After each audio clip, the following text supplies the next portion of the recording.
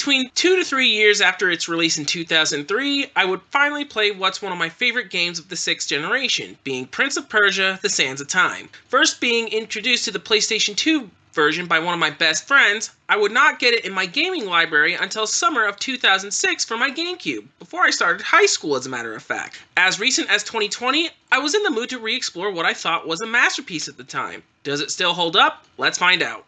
Prince of Persia: The Sands of Time starts with an unnamed prince taking part of a siege of an Indian city with his father, King Shahraman, and the Persian army, meeting with the vizier looking to betray the Maharaja and the princess, Farah. During the battle, the prince goes his own path, and while trying to find a way to impress his father, he finds the Maharaja's hidden treasure known as the Dagger of Time, which has magical powers involving time control. After the battle is won, the Persian army returns to the kingdom of Azad, and the Sultan is gifted a giant hourglass containing the Sands of Time. The vizier then tricks the prince to unlock the sands, which causes an apocalyptic event, turning most everyone into undead beasts. Among the 3 survivors, the prince and Princess Farah must team up to undo this hell he didn't want to cause, and the more the 2 work together, the closer the 2 seem to be with one another.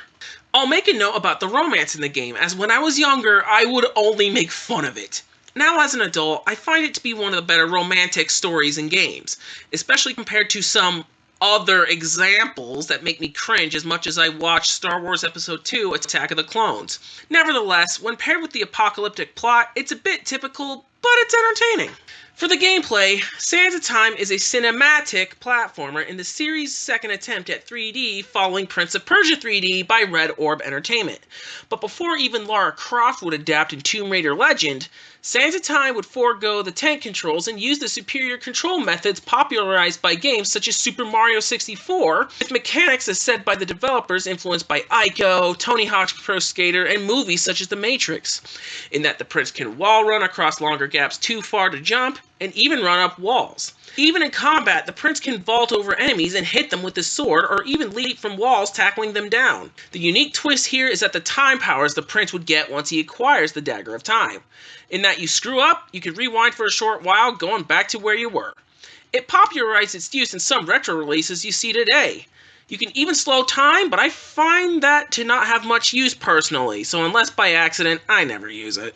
But the time powers can be used for a little more than just rewinding and slowing time. When in combat, you can use it to freeze the humanoid sand beasts, either by stabbing them where they stand, or for a wide radiance blast, freezing them all with the cost of all your power tanks, allowing the prince to slash and disintegrate without much obstacle besides the limited time you're allowed to do it.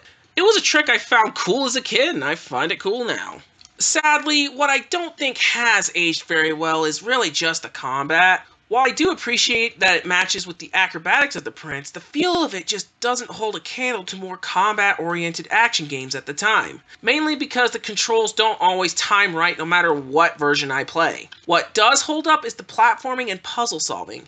Even though I have played this game so many times, mostly on my GameCube, I still managed to go into it with fresh eyes. Granted, that could just be me not having played it in a while, but it's still fun when you manage to memorize it, making you want to do a silly challenge to yourself. While the gameplay visuals have aged mainly with the character models, what still hold up are the environmental graphics and the art style. Even with everything looking collapsed and beaten, what's around the prince still looks gorgeous on every platform I played and beat it on. Yeah, some versions like the Xbox and PC might have better lighting and spots than the GameCube version, but hey, it still looks good. What I also like is the soundtrack from Stuart Chatwood. Ubisoft's aim for a Middle East meets West works really well, as both the Persian influence and the Western rock really balance out and suit the mood. And even the standard sound effects for the action do their job as well. Granted, it's a little muffled with the GameCube version, but not by a whole lot. One thing to also make note of are the extras, whereas the console versions of the game contain a documentary of creator Jordan Mechner and his team, as well as a playable version of the classic Prince of Persia. Interestingly, based on the 1992 Macintosh version rather than the Apple II original.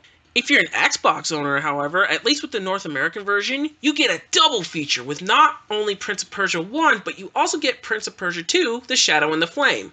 Unfortunately, if you try to run the games on an Xbox One via backwards compatibility program, it's going to run into some issues. Prince of Persia 1 is not so bad, but I had to reset the game after it first loaded with the mostly black screen with sound, even to the point where I can still move down and not a viewable menu. but the worst offender is Prince of Persia 2. I may have never played it when it originally came out, but I'm pretty sure it's not supposed to ghost this bad. I've seen videos of people playing the Xbox version with an Xbox Classic where the gameplay looks much better. What's bizarre though is that the PC version is missing the extras. It gets no documentary, but even more weird is missing the classic games. You'd think with Prince of Persia games starting on home computers they would get it. Nope. Just the main game and a hidden extra resembling the first game via the cheat code. Overall, Prince of Persia: The Sands of Time is still a grand adventure to play through beginning to end no matter what you play it on. Enthusiasts of the franchise would probably lean on the North American Xbox version more with the inclusion of Prince of Persia 2. The GameCube and PC versions are still damn good.